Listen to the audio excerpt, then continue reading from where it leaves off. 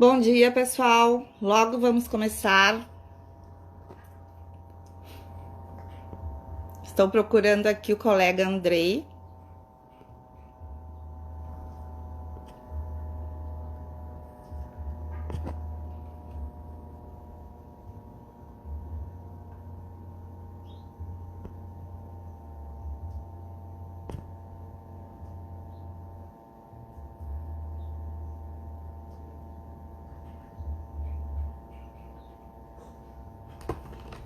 Não estou conseguindo conectar o Andrei aqui.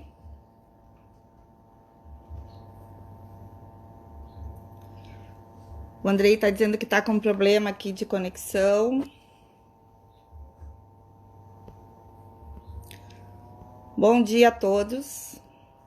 Deixa eu ir procurando o Andrei aqui. Vamos ver se eu consigo.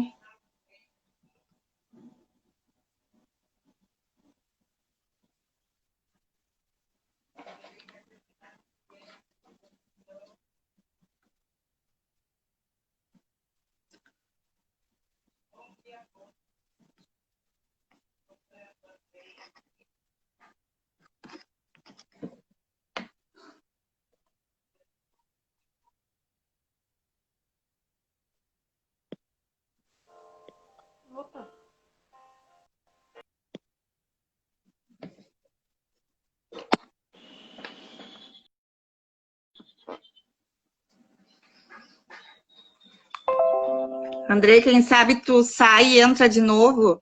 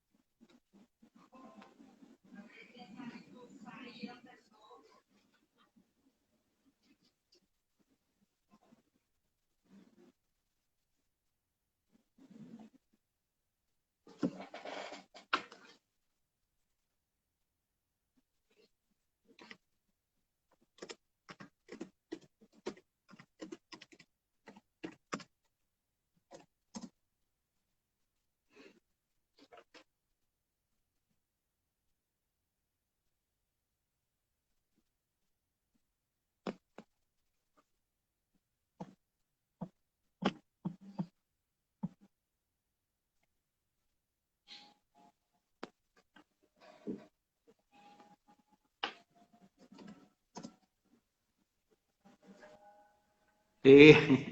Agora vai dar certo. Bom dia, Andrei, tudo bem? Tudo Como bom? vai? Tudo bem. Então, eu vou apresentar a nossa live de hoje, que a princípio a ideia que nós tínhamos trocado seria, né, o patrimônio histórico em Pelotas como um paradigma, né? Então, vou me apresentar. Eu sou arquiteta, estou no momento vice-presidente interina do CAL e moro em Pelotas, trabalho com arquitetura aqui. Então, como não ser sensível à causa do patrimônio morando numa cidade que a gente inspira, né, patrimônio em toda ela? Já que nós demoramos um pouco para iniciar, eu vou passar então a palavra para o colega Andrei, que é arquiteto, mora em Brasília, natural de Pelotas, começou a sua formação aqui e também é uma pessoa extremamente sensível à causa do patrimônio. O Andrei, nos últimos anos, foi diretor do patrimônio, né, artístico, material e imaterial e da fiscalização do IFAM em Brasília e também é professor da UNB.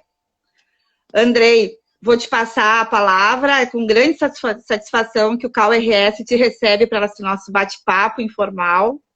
E após o Andrei, nós vamos falar com a Beatriz Araújo, também secretária de Cultura do Estado, também natural da nossa cidade. E aí, Andrei, como é que estão as coisas por aí? Bom, espero que estejam me ouvindo bem. Não sei se qualquer coisa me avisa, por favor, Helenice, e o pessoal me manda mensagem.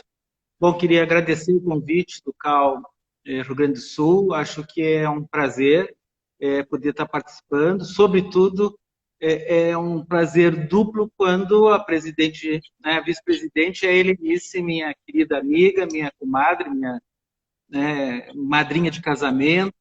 e que, portanto, pessoa que eu tenho o maior carinho, admiração, tanto por Helenice quanto pelo Fernando, que também, junto comigo, são pessoas que, lá atrás, ao estudarem arquitetura na UFPEL, aprenderam a amar essa cidade, a gostar de Pelotas e, sobretudo, acho que nós aprendemos, toda essa nossa geração, a respeitar e lutar pela preservação do patrimônio de Pelotas.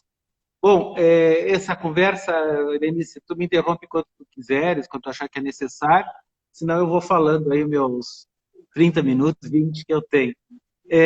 De fato, é um prazer, né? É um prazer. Já tive, depois do tombamento de Pelotas, que ocorreu em maio de 2018, eu já tive, acho que umas 3 vezes, uma na Câmara de Vereadores, uma na FenaDoce e outra na UFPEL, falando sobre o processo desse tombamento, mas eu acho que ele sempre é importante a gente retomar alguns temas desse processo em particular, porque ele é muito singular para o IPHAN, né?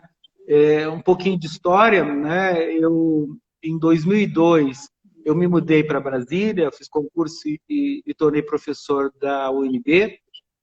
Em 2003, por uma questão acho que de trajetória mesmo de vida, e muito feliz com o momento político que o país passava, eu me animei a montar um pedido de tombamento, uma proposta de tombamento para Pelotas, e apresentei, olha que diferença, né, para o ministro da época, que era ninguém menos que Gilberto Gil. Gilberto Gil pegou o processo, pegou o material que eu produzi, e que, na verdade, era um pouco de uma colagem do que tinha sido o meu mestrado sobre o ecletismo em Pelotas, o meu doutorado sobre as charqueadas em Pelotas, e aquele trabalho que eu fiz com muito orgulho junto com a professora Rosa, Olim de Moura, que eram 100 imagens de Pelotas, e ali tinha pelo menos alguns dos mais importantes edifícios dessa cidade. E aí, então, eu peguei esse material todo e levei para o ministro Gil, que chamou um arquiteto, que também acho que é bacana a gente lembrar quem é, Marcelo Ferraz, hoje Brasil Arquitetura, um dos mais importantes escritórios de arquitetura do país, que na época era o coordenador nacional do programa Monumento. Pelotas estava no programa Monumento também. Por fim, esse material foi encaminhado para Luiz Fernando de Almeida, presidente do IPHAN, e que determinou a abertura imediata do processo de tombamento do que eu chamava de Centro Histórico de Pelotas. O tempo passa, a autarquia ela é lenta mesmo, o IPHAN é muito cuidadoso nas suas análises, muito demorado, e acontece que mais tarde, 10 anos depois, eu me vi com esse processo no colo, né, já como diretor de Patrimônio Material e Fiscalização, ou seja, aquele diretor exatamente que tem que dar um parecer sobre os pedidos de tombamento, se encaminham ou não esses pedidos. E eu, por mais constrangido que eu pudesse me sentir naquele momento, mais uma vez eu digo, olha, não interessa se eu sou nascido em Pelotas, não interessa se fui eu que fiz o pedido de tombamento, eu tenho plena convicção de que Pelotas é patrimônio nacional, merece ser patrimônio nacional e, portanto, eu vou continuar esse processo. E aí o que eu fiz? Eu mandei buscar no Arquivo Central Noronha Santos do IPHAN todos os processos que estavam abertos e que diziam respeito a bens de Pelotas. Naquele momento eram 4 processos. Um muito antigo, que é de 1970, que tinha o nome de pedido de tombamento do Castelo da Baronesa, e que foi um pedido de um cidadão pelotense, o Francisco Alves da Fonseca. E um segundo processo aberto na década de 90, em 98, pela Zênia de Leon, que era a ponte de pedra, uma ponte de pedra, ali atrás do shopping, do atual shopping de Pelotas, naquela região de Banhados, onde hoje tem uma série de condomínios. E o terceiro processo já aberto, além daquele meu da década de 80, o quarto, portanto, era o processo que a Esther Gutierrez, nossa professora, fez do sítio Charqueador Pelotense. Então, havia um muito grande do ponto de vista espacial, que era do sítio Charqueador, um menor, que era do centro histórico, mais focado, e 2 elementos, vamos dizer assim, soltos, a Chácara da Baronesa e essa ponte. Então, eu comecei a analisar o todo, né? O que poderia ser feito de uma certa urgência até. Por que uma certa urgência? Primeiro, porque eu queria que fosse tombada a cidade. E segundo, porque, em paralelo, estava correndo o pedido de registro da tradição doceira, registro de patrimônio material. E eu, como diretor, eu digo, olha, é uma oportunidade ímpar de, pela primeira vez na história do IFAM, a gente levar ao Conselho Consultivo, simultaneamente, né, o material e o imaterial, né, a pedra e cal e a alma, os bens, o sal e o açúcar, aquelas jogos que a gente costuma fazer de palavras, para, de certa forma, valorizar o trabalho que vinha sendo feito. Então, eu comecei a acelerar o processo. Por coincidência, foi escolhida uma relatora do patrimônio imaterial, ou seja, da tradição doceira, uma pessoa muito sensível, que é a professora Márcia Santana, né, arquiteta da Bahia, da UFBA da Bahia, e que me ligou dizendo, olha, André, eu estou indo para a tua terra e vou analisar, então, o pedido de registro da tradição doceira. E aí eu digo, olha, Márcia, então tu vai ter que fazer o seguinte, o teu olhar tem que ser mais amplo, porque eu vou encaminhar com urgência, urgentíssima, para que tu também dês parecer sobre o tombamento, não mais do centro histórico, porque a coisa já tinha evoluído, mas daquilo que eu acabei chamando no final de conjunto histórico, né? Porque o centro histórico, para nós pelotenses, a gente sabe mais ou menos o que é, né? É Praça Coronel Pedro Osório, vai quanto muito até a Catedral, esse é o nosso centro histórico. Conjunto histórico, a gente deu uma incluída no conjunto de praças da cidade, mas incluímos pelo menos uma charqueada, que foi a Charqueada São João, e também a Chácara da Baronesa.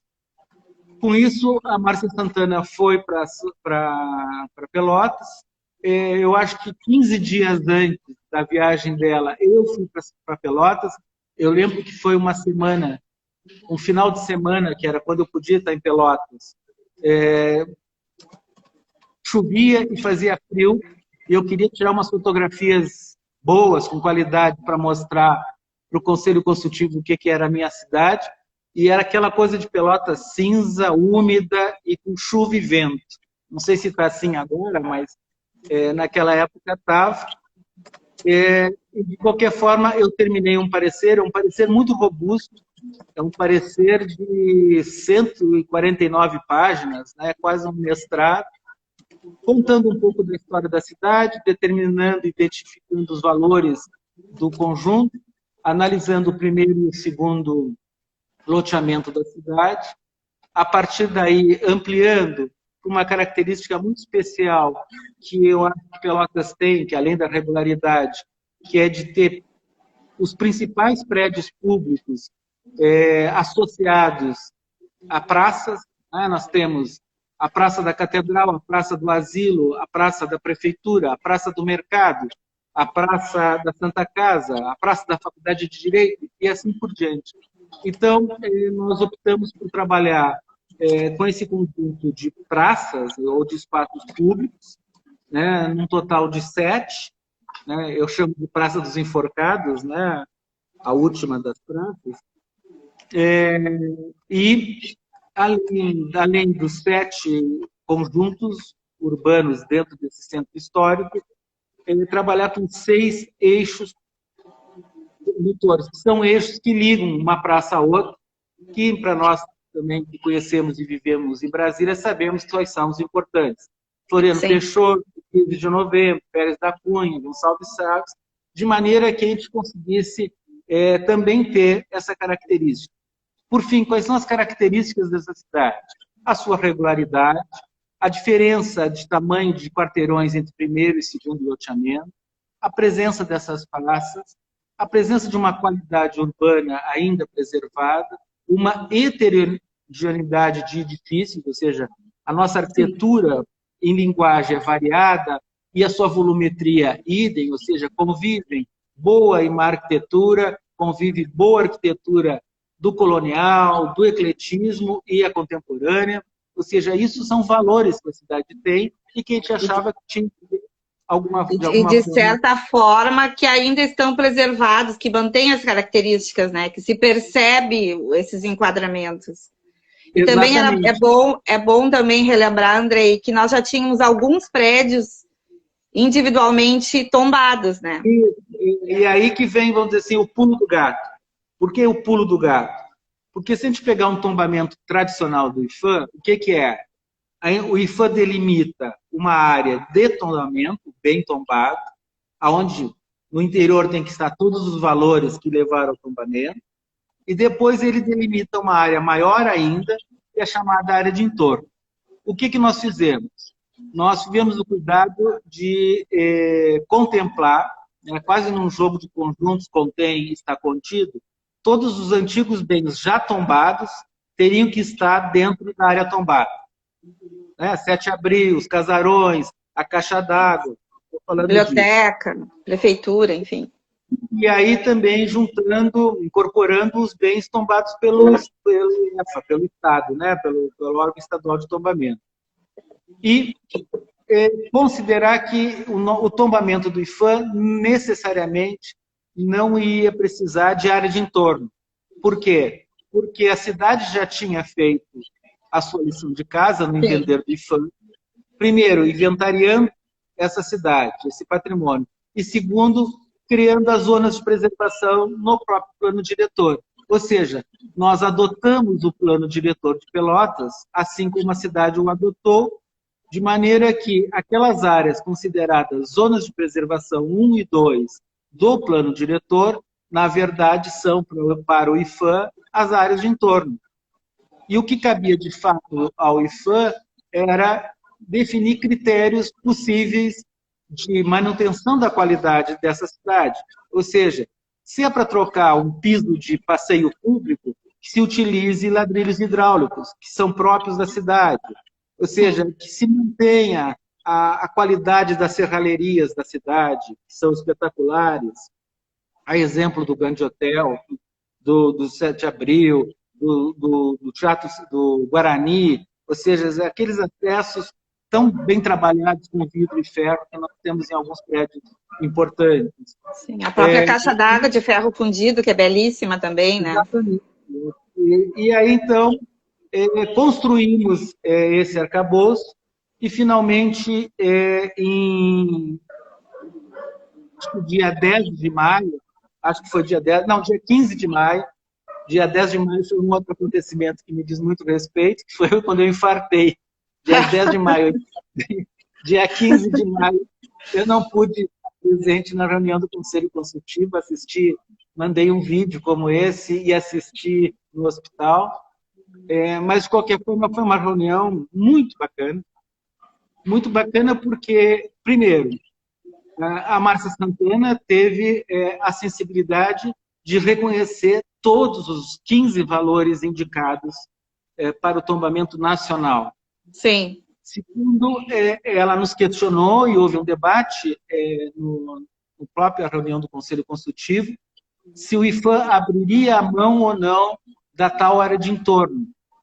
E a Márcia foi a defensora, né, e com a testemunha, né, da presença da prefeita de Pelotas na reunião, e que diz, olha, é claro que a gente sempre fica com medo porque em qualquer cidade plano diretor pode ser modificado por vereadores ou por prefeitos mal intencionados. Mas se o IPHAN quer apostar em práticas de futuro, se o IPHAN quer apostar no diálogo, se o IPHAN quer apostar numa relação de confiança com os municípios e o Estado, ele tem que abrir mão dessa sua mão pesada do IPHAN, né, e reconhecer que existem valores que são municipais, existem valores que são estaduais e, finalmente, os valores nacionais, e que todos eles têm que ser, de alguma forma, preservados, né? há vários valores que só para nós que somos pelotenses e que amamos essa cidade são importantes, mas não tem uma importância, obviamente, para o país, mas tem que ser preservado. E aí entra o antigo trabalho do CONFIC, o antigo trabalho de todos nós, o trabalho de tantos que ajudaram a preservar essa cidade ou preservar parte dessa cidade, né? Então, eu acho que... A fazer o inventário, que foi o primeiro passo, né? Que foi muito interessante. Desde o inventário, né? Exatamente, desde o inventário, assim como foi em Jaguarão também. Né? Ou seja, esse processo, só que em Jaguarão a coisa já é mais fechada, porque na prefeitura não houve um trabalho de plano diretor. Pelotas, a gente reconhece essa importância e, sobretudo, a incorporação das questões de patrimônio no plano diretor da cidade. Acho que isso é uma chave que diferencia o tombamento, então, de Pelotas. E o que mostra a importância de uma universidade e da faculdade de arquitetura comprometida com o trabalho da Ana O, do Maurício Polidori, o prefeito Bernardo, na época, o próprio comprometimento da Paula também em aceitar esse desafio, né, proposto. Eu acho que no caso de Pelotas, por mais que tenha ao longo, sei lá, desses anos para cá se perdido muita coisa também, eu acho que houve, no fundo, um amadurecimento da cidade. Isso. Né? Nós participamos, quando a Helenice fala do Bernardo Lopes Souza, que era o prefeito na época em que eu pelo menos era estagiário, do Maurício Polidori na prefeitura, e aí teve um grupo muito feliz que resolveu avançar na preservação da cidade, mas também houve uma reação grande. A gente nunca pode esquecer, com a saída do Bernardo Olavo de Souza, que foi para o governo do Estado, foi ser secretário estadual de Educação, entrou o Zé Maria de prefeito, e logo em seguida essas coisas afrouxaram. E a cidade sofreu um processo de descaracterização muito grande. Eu não vou citar aqui, mas eu fico me segurando em consideração ao CAU-RS, eu não vou citar os exemplos de descaracterização que eu gostaria, mas a gente tem memória, todos eles, de pessoas que da noite para o dia demoliram os seus edifícios, as suas casas, os seus comércios, suas áreas comerciais, porque não percebiam naquele momento o tesouro que eles tinham. Eu fico pensando, uma imobiliária, hoje em dia, com uma imobiliária em Pelotas, ter sua sede num edifício histórico é fundamental. Por si só, é uma propaganda, é uma qualidade a mais que ela está oferecendo.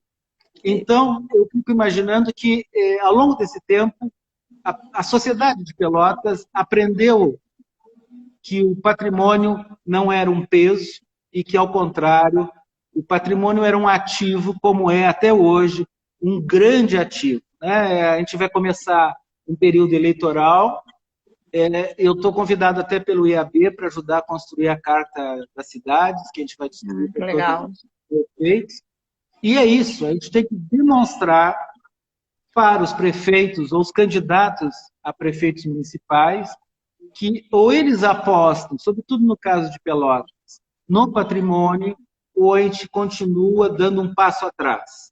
A UFPEL foi fundamental nessa história. A UFPEL formou gerações de pessoas que são absolutamente abnegadas na questão do patrimônio.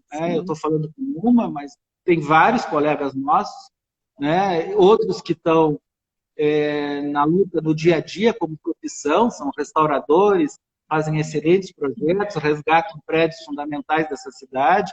Nesse momento, né, a Helenice, de novo, né, mas a casa mais antiga de Pelotas, o clube comercial, a catedral está em obras, né? A gente tem muita dificuldade em Santa Casa, mas a gente tem um conjunto importante, a maneira como a família Maza preserva a própria charqueada São João, única e exclusivamente as suas próprias custas, o que é espetacular. Ou seja, há um convencimento de que nós temos um tesouro e que esse tesouro não só ele dá a identidade da cidade de Pelotas, mas no fundo, nos fez todos pelotenses pelo bem e pelo mal, né? Então, isso tudo acabou, né, Andrei, contribuindo, então, para essa grande conquista desse tombamento de sítio, né? Sem dúvida alguma, porque ele é diferente, ele tem que ser tratado pelo IPHAN de uma maneira diferente, né? Porque ele admite mais intervenções, sobretudo admite intervenções contemporâneas de qualidade, é claro, né? E aí o IPHAN tem obrigação de orientar esse trabalho, mas ele em nenhum momento passa pela possibilidade de qualquer tipo de engessamento das possibilidades de agregar novos valores ao patrimônio de Pelotas. Muito pelo contrário, a gente quer ver nessa grande heterogeneidade, essa palavra é muito difícil, que existe na arquitetura pelotense, que as gerações contemporâneas prossigam agregando valor a esse patrimônio, né? Então, como foi feito desde o primeiro loteamento, o segundo, e assim por diante. Então, Helenice, eu estou meio preocupado, estou 12h27. O nosso tempo. Eu só preciso te dizer aqui um recado da nossa professora Nice, eterna professora, que é um grande prazer reencontrar aqui com os ex-alunos da Faculdade de Arquitetura e Urbanismo, uma faculdade muito comprometida com a causa do patrimônio.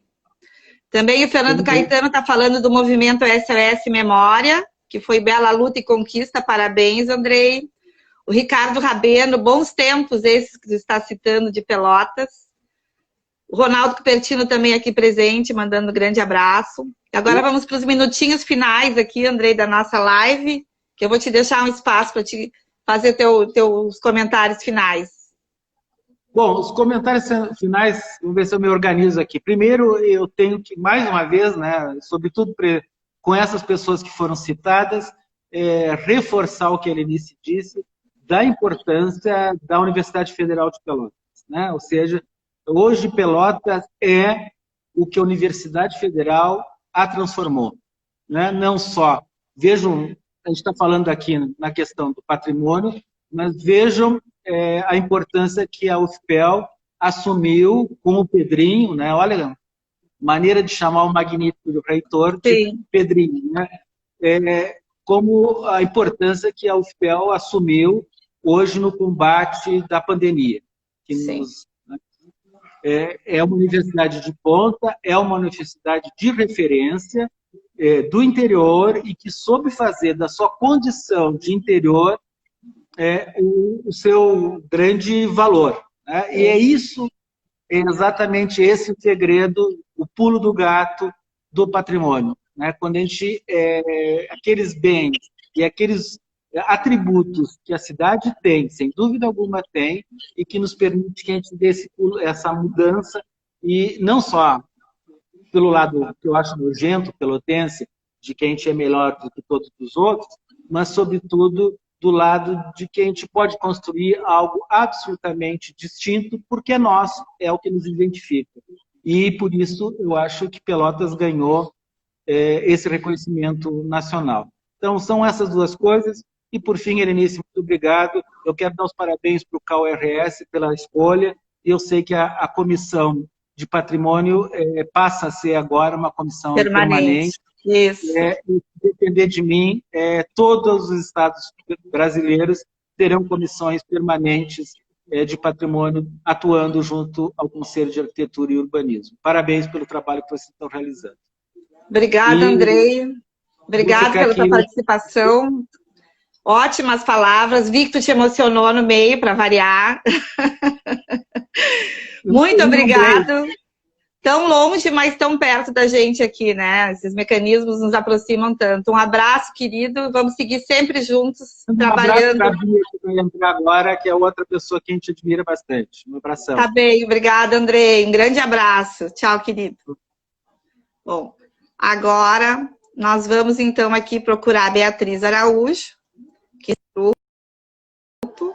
Vamos procurar a Bia.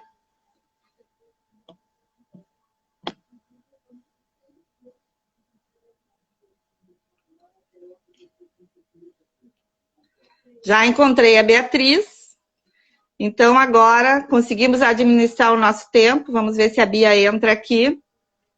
Já adicionei, estamos aguardando a Beatriz. Então, vamos comentar, foi excelente essa nossa conversa com a Andreia. A Andreia é a história viva de todo esse tombamento de Pelotas que aconteceu e da valorização do nosso patrimônio. E nós, como arquitetos, sentimos muito orgulho porque é uma área de atuação exclusiva nossa, que acabamos nos comprometendo e fazendo com tanto amor e carinho, porque o patrimônio histórico é como se fosse um vício, né? A gente acaba trabalhando com restauração e a gente não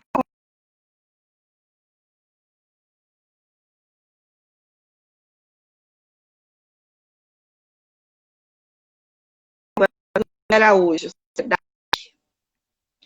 Se vocês tiverem alguma pergunta, já podem mandar também por aqui, porque aí o pessoal do CAL já vai passando para mim colocar para a secretária Beatriz Araújo. Houve algum problema aqui, vou chamar de novo. Adicionar.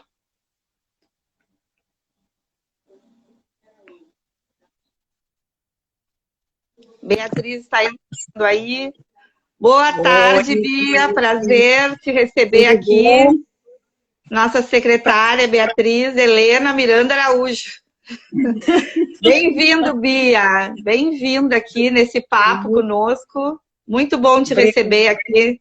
Essa é a nossa 9ª edição do CAL ao vivo, né? CAL Vivo, que nós estamos chamando. O CAL muito ativamente trabalhando em questões do patrimônio. Nós tivemos o ano passado todo uma comissão que foi extinta porque ela não era uma comissão permanente do patrimônio, né? E agora nós conseguimos aprovar em plenária e também no CAL-BR uma alteração de forma que nós vamos passar a ter essa comissão permanente dentro do nosso conselho. Então, Bia, como é que está o trabalho da secretária? Quais são as frentes? Vi que nessa questão da pandemia vocês estão fazendo várias ações, né, para ajudar também as pessoas envolvidas com a cultura. Deixar a palavra contigo, Beatriz. Como é que tu estás? Muito obrigada. Eu vou fazer uma inscrição aqui, vou mostrar um pedacinho da minha casa, vamos ver se dá para ver ali um prêmio que eu recebi do CAL, tá vendo ali naquele... Sim. Sim, estou vendo ali o troféuzinho do CAL. Exatamente, exatamente. Essa escultura linda que eu recebi em 2019 já, um reconhecimento pela atuação da Secretaria da Cultura na área do patrimônio, da preservação do patrimônio, que nós fizemos aqui, criando em nível estadual o Dia do Patrimônio, né? Foi instituído o Dia do Patrimônio, e que, na verdade, é uma inspiração no Dia do Patrimônio de Pelotas, né? Assim como eu penso que, eu comentei, ao divulgar esta live, eu comentei que seria um diálogo com afeto, porque o que o Andrei nos trouxe, eu pude acompanhar, é que o que acontece com Pelotas é esse envolvimento que existiu, um movimento muito forte na década de 80, especialmente, né, que fez com que nós nos envolvêssemos de forma muito afetiva, tanto uns com os outros, como com o nosso patrimônio, com o que, né, nos pertence, e que muitos desses do patrimônio até edificado já estaria tombado pelo IPHAN, reconhecido pelo IPHAN, mas não era reconhecido pelos pelotenses, né? Então essa construção que o Andrei nos trouxe, assim, de uma forma tão bacana e ao mesmo tempo técnica, que é diferente do que eu trago aqui, porque o meu envolvimento nessa área ele foi muito pelo lado afetivo mesmo, assim, pela paixão, né? E então mostra mais ou menos isso, que na década de 80, com a criação, o estabelecimento do CONFIC e aquela atuação do prefeito Bernardo Souza, nos despertou, né? E aquela descaracterização de prédios que aconteceram naquele período, tudo aquilo foi despertando um senso crítico, né, dos pelotenses, foi despertando, chamando a atenção, né, por que destruir, por que descaracterizar, coisas que a gente não pensava até então, né, não passava pela cabeça das pessoas, nem se era importante, se era relevante ou se não era. Então, aquele grupo, né, que vinha da Universidade Federal, amparados por um gestor público, consciente da sua responsabilidade, abriu essa possibilidade, né? Nós já tínhamos tido antes prefeitos que tinham pensado já o patrimônio, e eu acho que a gente tem que reconhecer, né, essas iniciativas. Eu penso que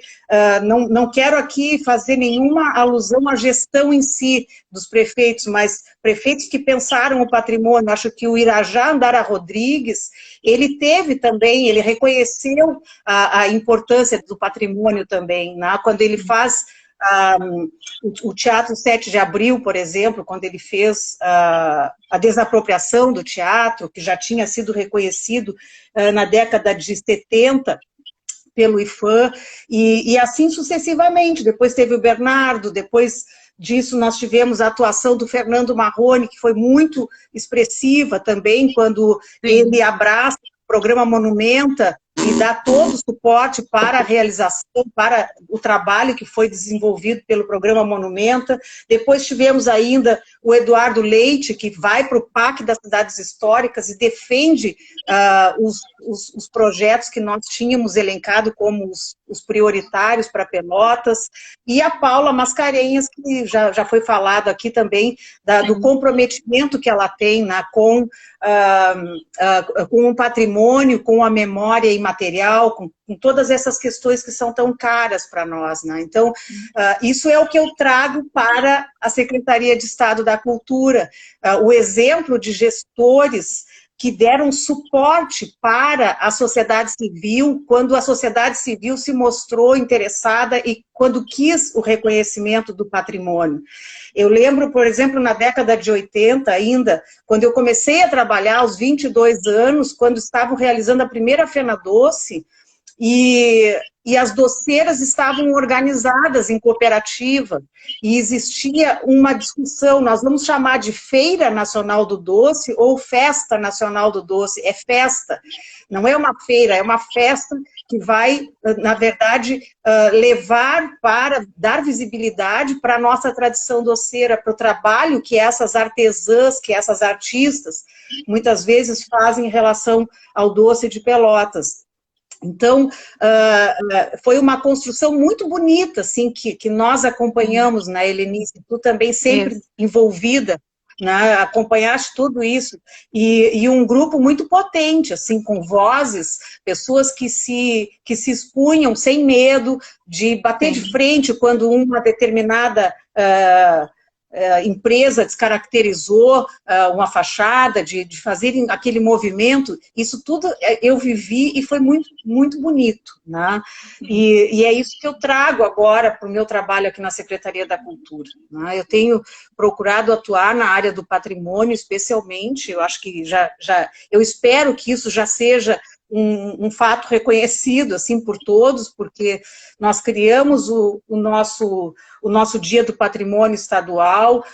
Todos os anos nós vamos fazer investimento, fomento à preservação e à memória do patrimônio. Sempre tem um edital voltado ao patrimônio pela Secretaria da Cultura, e até posso sofrer alguma crítica de outros segmentos da cultura, mas eu não me importo com essa crítica, porque eu acho que a partir do reconhecimento de quem nós somos, como somos, por que somos, é que nós vamos conseguir olhar para frente, vamos conseguir nos apropriar da nossa cultura de fato e assim seguir em frente. Eu acredito, por exemplo, que a descaracterização, o desrespeito ao nosso patrimônio edificado ou até o patrimônio imaterial ele se dá muito pela falta de reconhecimento, né? Então, eu acho que é um trabalho dos gestores públicos também, um trabalho de conscientização, um trabalho que se faz junto ao jovem, junto à criança, junto ao adolescente, e é nessa direção que a gente tem trabalhado na Secretaria. Nós temos feito um trabalho bem voltado a essas questões e que terminou rendendo até esse reconhecimento do CAL, que tem sido um parceiro de primeira hora, né, Helenice? Assim, eu tenho que dizer isso, assim, que realmente nós encontramos aqui um ambiente muito favorável, eu encontrei, temos profissionais bacanas, assim, que têm trabalhado também nessa área. Já vi que tem um que está nos assistindo, que é o Ricardo, que é nosso colaborador da Secretaria da Cultura, e então, assim, a gente faz uma interação com outros segmentos dentro da Secretaria, que olham também para essa atenção que nós queremos dar ao patrimônio, né? Então, acho que isso... Inclusive, o Ricardo tá colocando aqui um depoimento que é um prazer enorme trabalhar contigo. E era nesse aspecto que eu ia fazer um comentário, que o olhar, né, para a cidade com gestores comprometidos é o que está fazendo a diferença, né, Bia? É o que fez a diferença em Pelotas e é o que está fazendo agora a diferença no governo do estado com a tua participação. Inclusive, nós vamos ter um evento, né? Nós vamos fazer um seminário em conjunto com vocês agora em junho para pensarmos o Dia do Patrimônio, né? Que nós vamos fazer esse evento no dia 17 de agosto, acredito, né? Que seja que vocês estão organizando. Eu não sei exatamente os dias certos que caem, mas até eu fiquei de divulgar esse evento que nós tínhamos, e agora, como eu terminei entrando pelo meu celular, eu acho que vai ser difícil eu conseguir buscar as informações precisas, porque eu estava tentando entrar pelo computador, não consegui. Entrei pelo celular e era onde eu ia buscar a minha colinha, que o Eduardo Ram, que é o meu diretor querido de memória e patrimônio, ele me passou a colinha e eu não vou conseguir ajudar, mas se alguém da secretaria, o Ricardo mesmo, puder colocar aí nos comentários essas informações acerca do evento, seria para mim uma alegria. O evento, Bia, vai ser dia 13 e 14 de agosto. E tem já uma programação pronta, né? Isso, depois nós divulgamos, inclusive a gente divulga no site do CAL para colocar para os presentes aqui também. Ótimo, obrigada. Ótimo. Bom, então, Helenice, tu falaste da responsabilidade de gestores, né?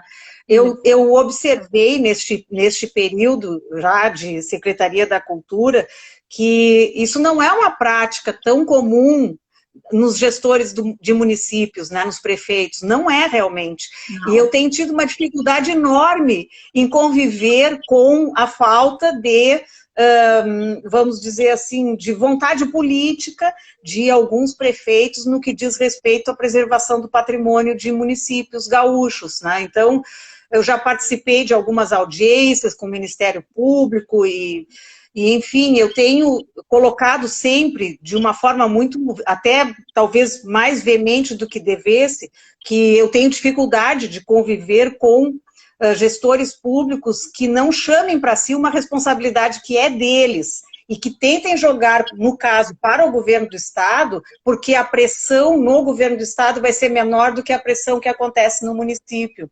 Quando um prefeito assume que deve preservar determinada área ou determinado monumento ou o que seja, né? Então a pressão é muito grande.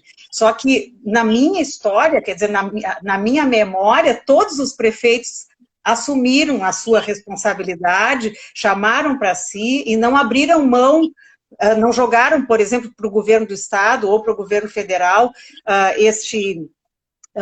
vamos dizer, a responsabilidade, né? E então a gente percebe isso, e eu tenho lutado um pouco aqui em algumas situações quando ocorre isso, porque eu penso que essa consciência, ela deve existir também pelos gestores, né? Não acho, por exemplo, correto se o Ministério Público chama, no caso, o governo do estado, porque um gestor não quer assumir, então chame o governo do estado, né?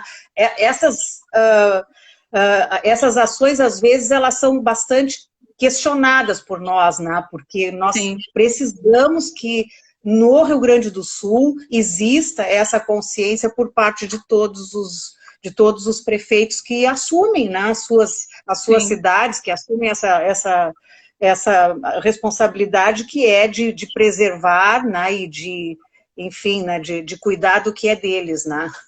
Sim. Bia, inclusive, a dificuldade, né, para poder fazer uma fiscalização, um acompanhamento, né, de todas essas intervenções. Em função disso, o CAL, inclusive, está desenvolvendo um aplicativo.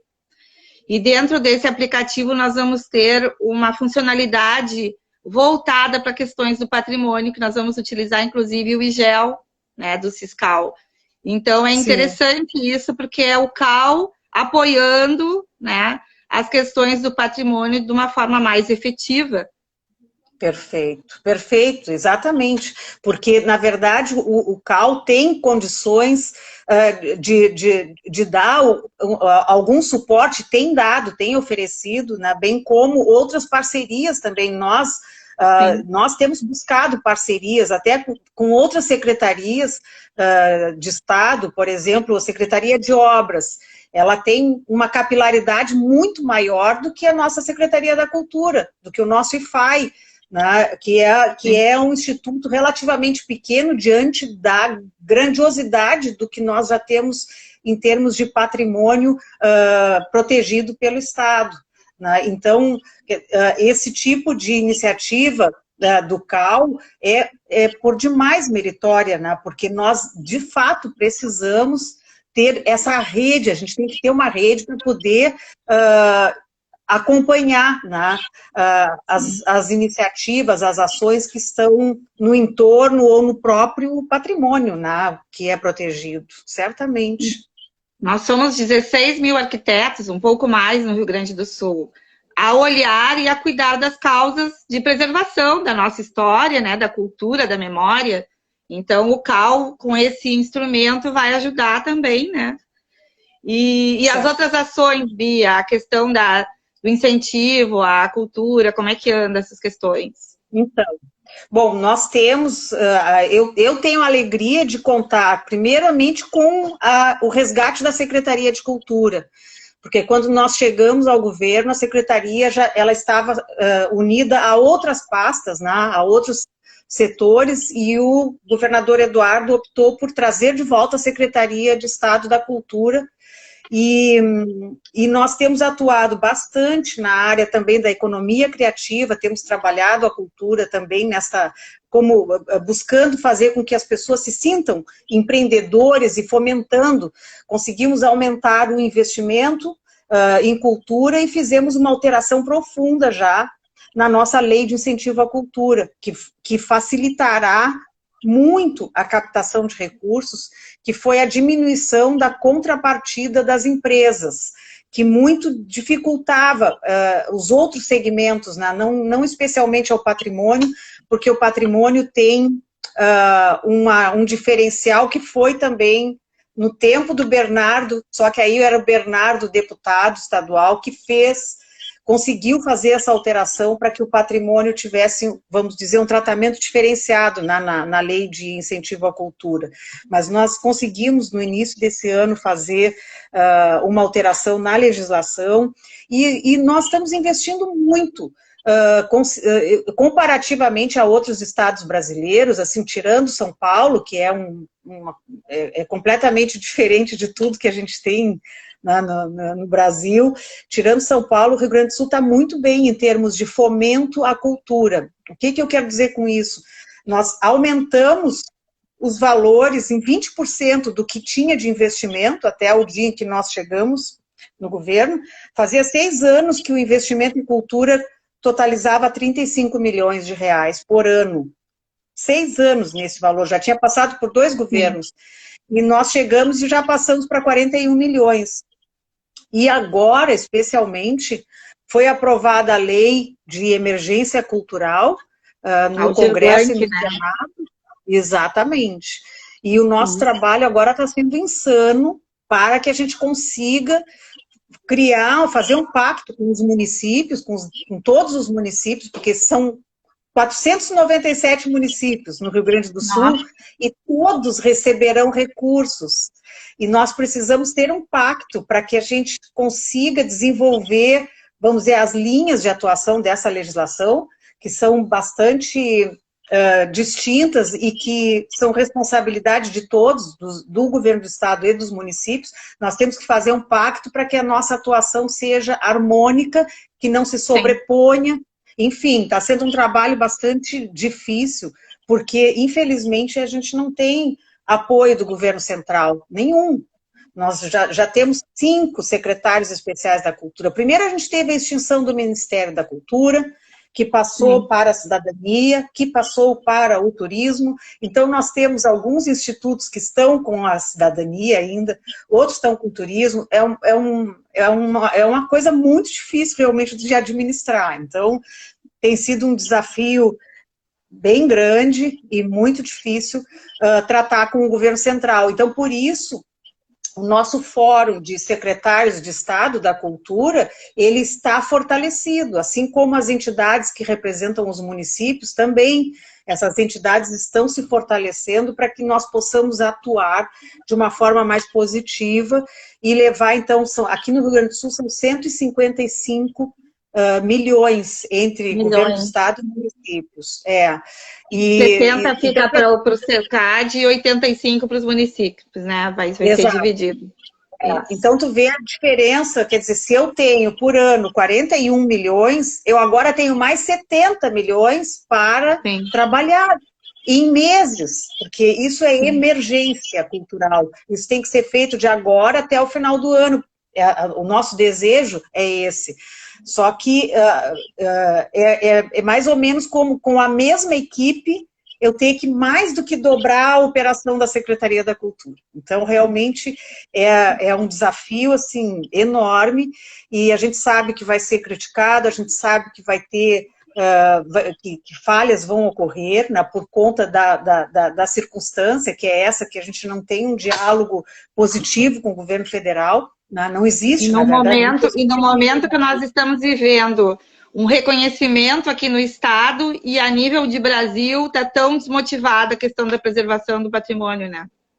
Ah, certamente, certamente. No Brasil, assim, agora aqui a superintendência do IPHAN aqui está indo muito bem, obrigada, assim, sabe? A gente está conseguindo ter um trabalho ótimo junto ao IPHAN, só que, é claro, no que depende que sai dessa fronteira, já segue, aí as coisas param, né?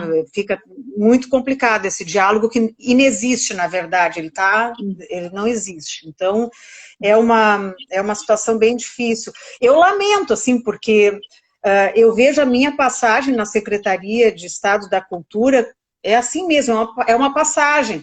Daqui eu volto para a minha vida, eu volto para as minhas coisas. Então, eu gostaria de ter tido a alegria de contar com um Ministério da Cultura atuante, que fosse agregador, que fosse, né, que estimulasse, né, o Sistema Nacional de Cultura, como a gente tem feito aqui. Nós temos feito um trabalho fortíssimo para manter o nosso Sistema Estadual de Cultura atuante, para ampliar a relação Estado-municípios.